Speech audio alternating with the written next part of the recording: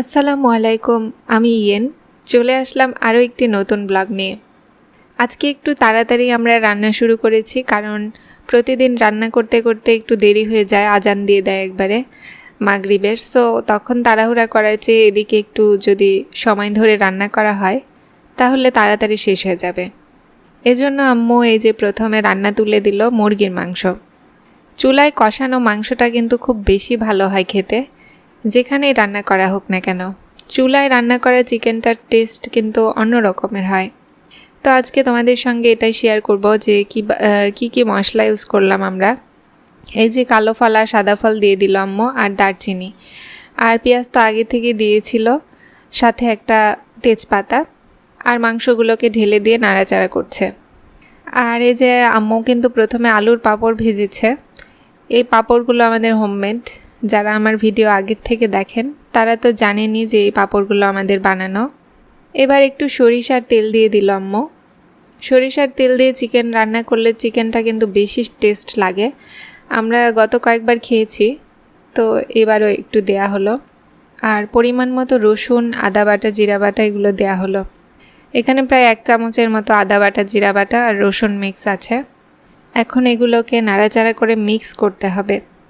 আমি তো এমনিতেই চিকন মানুষ, আর রোজা রেখে আসলে আমার কাছে এখন দিনগুলো মনে হচ্ছে অনেক বড়।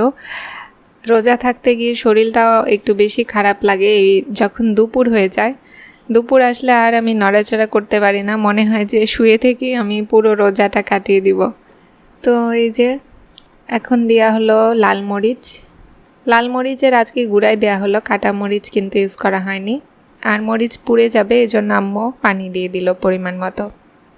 আজকে দ্বিতীয় রমজান, আর আজকে আমরা সেম প্রতিদিনের মতোই রান্না শুরু করেছি, কিন্তু আসলে আমার অলসতার কারণে আজকে নড়াচড়া করতে ইচ্ছা হচ্ছে না। এই যে আমাদের চিকেনটা তুলে দেখা হচ্ছে এখন। চিকেন রান্না কিন্তু কমপ্লিট। চিকেনটা খুব সুন্দর গন্ধ বের হচ্ছে।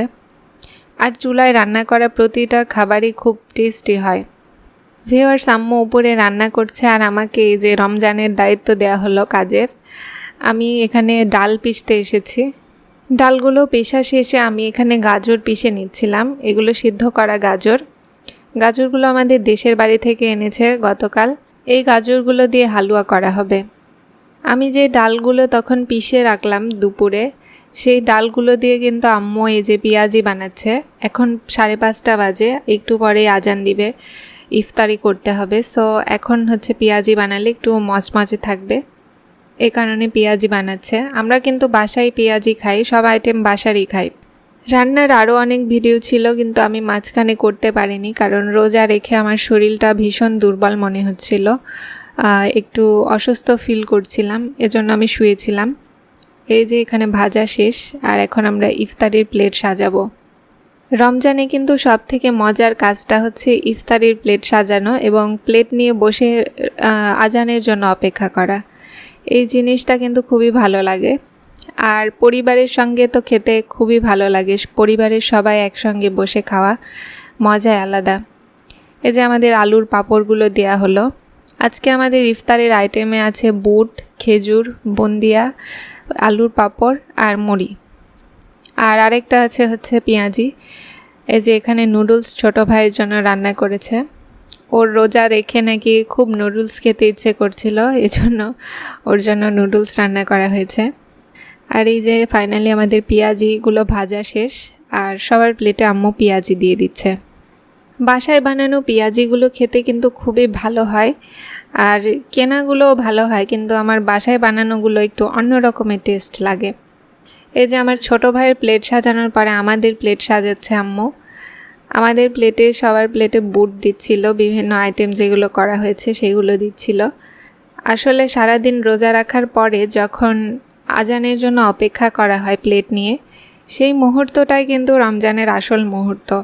আশা করছি সবাই সবার পরিবারের সঙ্গে সুখে শান্তিতে আপনারা এবারের এই রমজানটা পার করবেন ইনশাআল্লাহ। আল্লাহ যতটুকু রিজিক আমাদেরকে দিয়েছেন এর জন্য আলহামদুলিল্লাহ।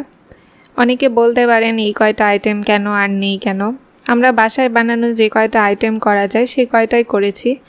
আজকে বাইরের কোনো কেনাকাটা আইটেম নেই। হ্যাঁ, একটা আইটেম আছে, সেটা হচ্ছে বুন্দিয়া, বুন্দিয়াটা বাইরের আইটেম। ভিউয়ার্স, আমার আম্মু কিন্তু খুব সুন্দর বুট রান্না করে, আর এই বুটটা কিন্তু খেয়ে আজ পর্যন্ত এমন কেউ নেই যে প্রশংসা করেনি। আম্মুর হাতের বুট যারাই খায় তারাই কিন্তু খুব প্রশংসা করে। আর এই যে ফাইনালি সবার প্লেটে মুড়ি দেয়া হলো। মুড়ি কিন্তু আমি বেশি খাই না, এই জন্য 1 মটের মতো নিয়েছি। মুড়িটা আমার খেতে ভালো লাগে না। আজকে আম্মুকে বেগুনি বানাতে বলেছিলাম, কিন্তু আজকে আম্মু বেগুনি বানায়নি। নেক্সট টাইম হয়তো বা বেগুনি বানাবে, কারণ আজকে আম্মুরও অনেক কাজ ছিল। এতগুলো কাজ করে আসলে বেগুনিটা হচ্ছিল না করা। আর বেগুনি করতে এখন তেলেরও প্রয়োজন। তেল আজকে আমাদের শেষ হয়ে গেছে কয়টা রান্না করতে, সো এই কয়টাই আজকের আইটেম। ভিউয়ার্স, আজান দিয়ে দিয়েছে আর এখন আমার ইফতারি করা শুরু। ইফতারিতে সর্বপ্রথম আমি খেজুর খেলাম এবং মহান আল্লাহর রহমতে এবং অশেষ দয়ায় আজকের রোজাটা কমপ্লিট করতে পারলাম। ভোরে যখন উঠি তখন বেশিরভাগ টাইম মাইকিংয়ে শুনি অমুক মারা গেছে, তমুক মারা গেছে। সেখানে আল্লাহ যে আমাদেরকে বাঁচিয়ে রেখেছেন, রোজা করার তৌফিক দিচ্ছেন, এর জন্য আলহামদুলিল্লাহ। আর এই যে আমি পেঁয়াজিটা খেলাম। আর এগুলোই ছিল আমাদের আজকের ইফতারির আইটেম। ভিউয়ার্স, এখন রাতের খাবার আমরা খাবো। ইফতার অনেক আগে করেছি, হজম হয়ে গেছে, আর রাতের খাবার নিয়ে বসেছি। আজকে আমাদের রাত্রে শুধু মাংস আর ভোরের জন্য ডিমের ঝোল আছে। ভোরেরটাও ইনশাআল্লাহ আপনাদের সঙ্গে শেয়ার করব। আজকে চিকেনটা আমাদের খুবই ভালো হয়েছে খেতে। আজকেরটা যেহেতু আম্মু রান্না করেছে, আর চুলায় রান্না করা চিকেন তো সত্যি অসাধারণ লাগে খেতে। যারা চুলার খাবার খায় তারা আসলে বুঝবে যে আমি কেন চুলার খাবার করি। চুলায় রান্না করা প্রতিটা খাবারই কিন্তু অসাধারণ একটা টেস্ট হয়। চিকেনগুলো আমাদের খুব সুন্দর সিদ্ধ হয়েছে, আর এবারে চিকেনগুলো খুব টেস্টও ছিল। রোজা রেখে সারাদিন পরে মনে হয় যে কতই না খাবো, কিন্তু আসলে কিন্তু অত খাওয়া যায় না। এই যে চিকেন দিয়ে আমি আমার আজকের ডিনারটা করছি। গতকালের কিছু তরকারি আমাদের ছিল, লাল শাকের তরকারিটা। লাল শাকের তরকারি তো আমার ভীষণ পছন্দ হয়েছিল কালকে খেয়ে, সো আমি আজকেও আরেকটু লাল শাকের তরকারি নিয়েছি। আর আমার সঙ্গে ছিল হচ্ছে পেঁয়াজি একটা, আর কিছু আলুর পাঁপড়। ভাত মেখে আলুর পাঁপড় দিয়ে খেতে কিন্তু খুবই ভালো লাগে।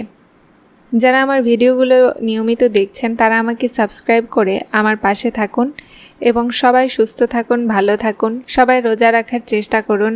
আল্লাহ হাফেজ।